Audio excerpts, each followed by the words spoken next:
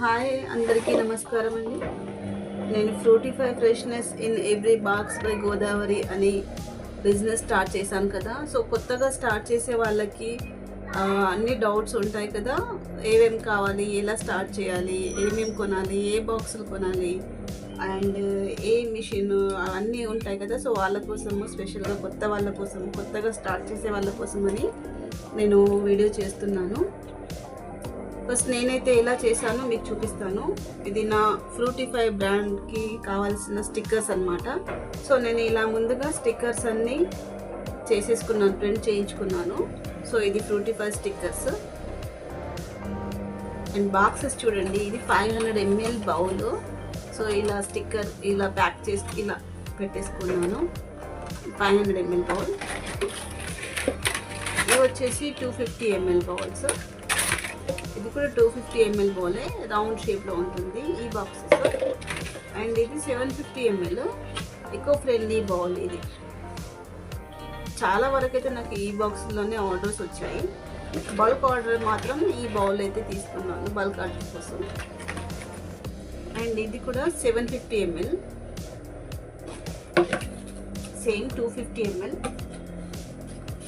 ఇవి వచ్చేసి 350 ml.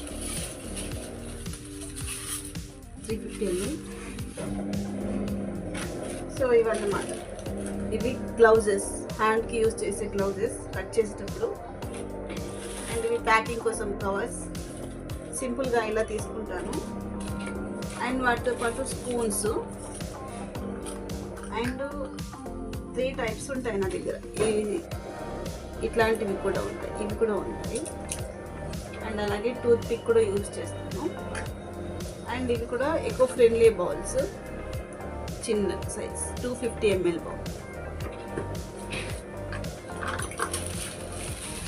ఇది 280 ml బౌల్.